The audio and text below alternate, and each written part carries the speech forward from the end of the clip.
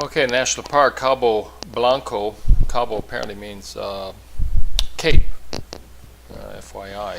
So, but at any rate, so just outside of Montezuma, maybe about a 25-30 minute drive, you will come to Cabo Blanco. It's well known as a reserve and one of those recommended sites to go to see.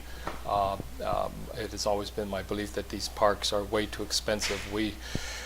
I got a 14, 16, and 18-year-old, and we just started saying that the 14 and 16-year-old were 12 years or under, and most parks, a lot of parks would give you a discount on the younger guys. I think it was $5 for them and maybe $12, $14 for the adults or somebody over 14.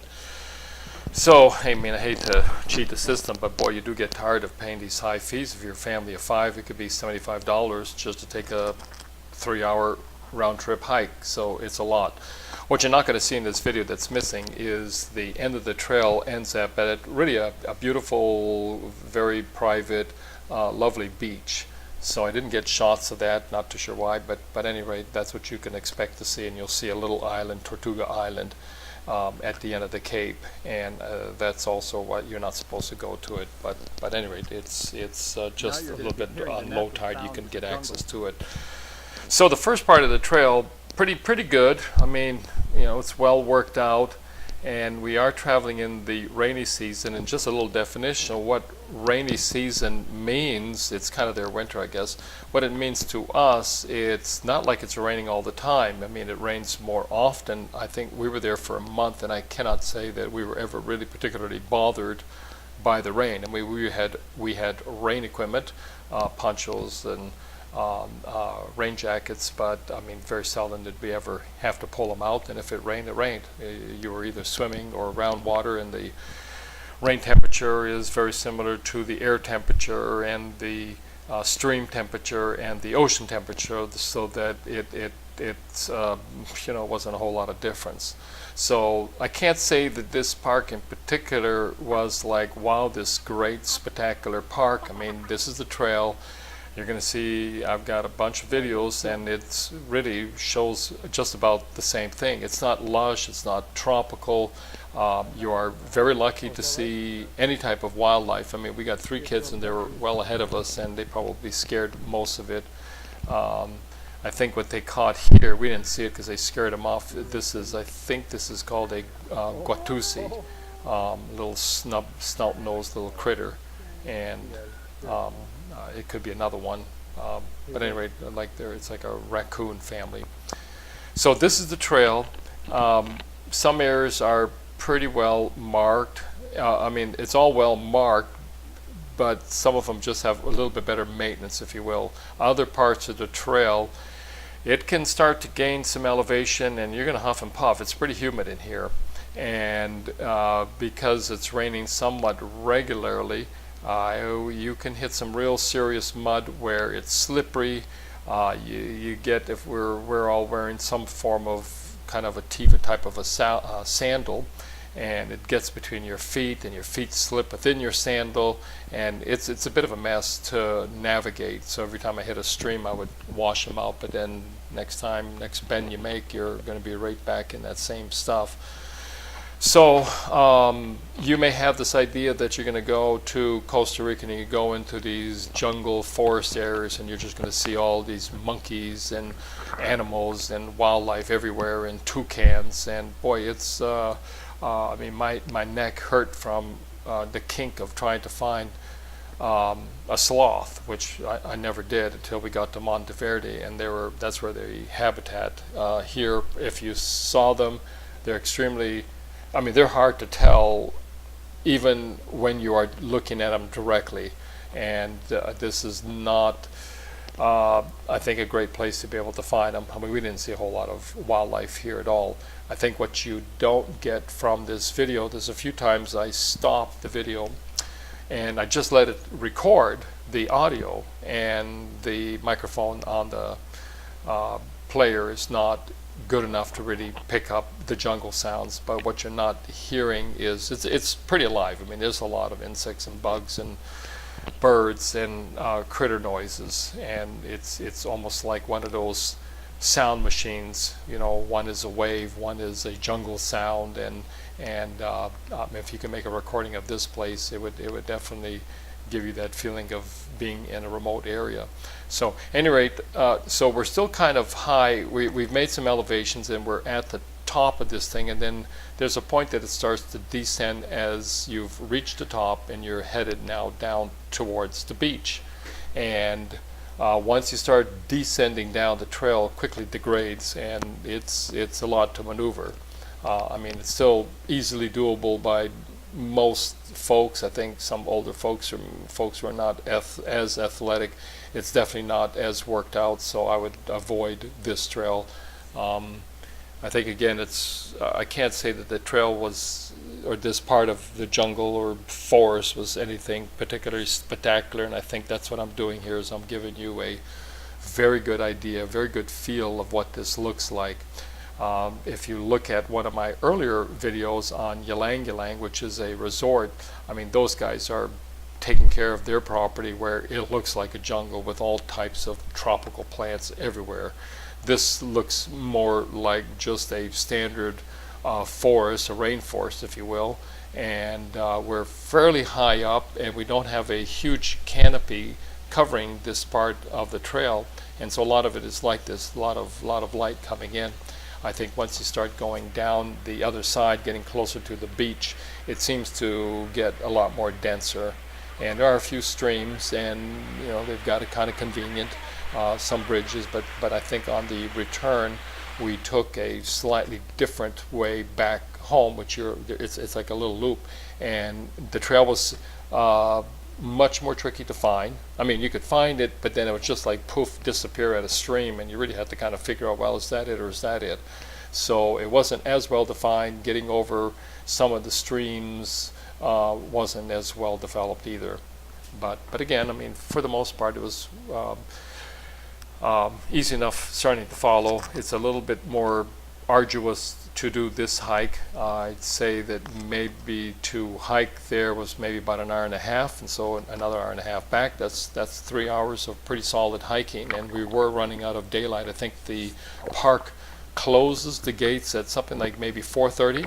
So I was kind of freaking out because I knew that we probably got there maybe 12:30, getting close to 1 o'clock, and I knew that we were going to be cutting it short, so we didn't have a great amount of time to hang out and stay at the beach. And I mean, as it would happen, typically the rains come later in the day, although not always, but it seems that more of the heavier showers would happen later in the day, and sometimes we would have really heavy showers when we're in our hotel room and it's late at night and you hear thunderstorms and torrential rains are coming down, but we never saw any of that torrential stuff during the day while we were just going from here to there. What else on this hike? So I did feel a little apprehensive with parking the car, because when we got back to the car, we were the only car in the park, but it takes a fair bit of time. You got to do a bit of a drive to get to this Cabo Blanco. I mean, it's far enough from the city that you don't have a whole bunch of people hanging out, so that wasn't too bad. The park entrance, the layout of it was quite nice. The guy was real sweet.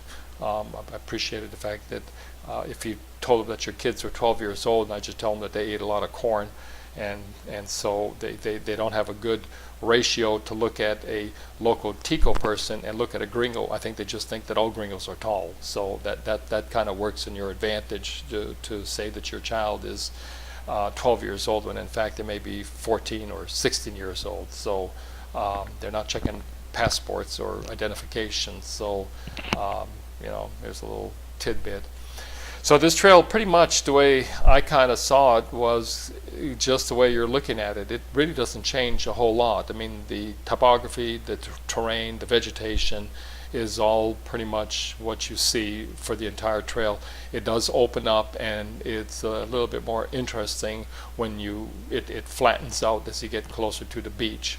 and that's a little bit nicer. And the beach really is kind of a neat little spot. I mean, it's not this really beautiful fine sand. It's a little bit more rocky-ish. But what's nice, it does feel like you're in the middle of no place, and it's a pretty big beach. There's also another beach that you can kind of walk to around, and it's also even more private. And I think by the time we got to the end of the trail to the beach, everybody was kind of tired, and hanging out really wasn't sort of on the agenda because we were also running out of time. But I would probably, in retrospect, start the trip early, have yourself a nice lunch, or some types of snacks so you can have a kind of a picnic. And a word of caution: some of these parks, and a lot of them, I mean, I think at least 2 or 3 of these parks these national parks that we've gone to, they've got security guards, and they want to look at your backpack and make sure you're not carrying certain types of foods, mostly like Cheetos and sugar and cheese and processed foods.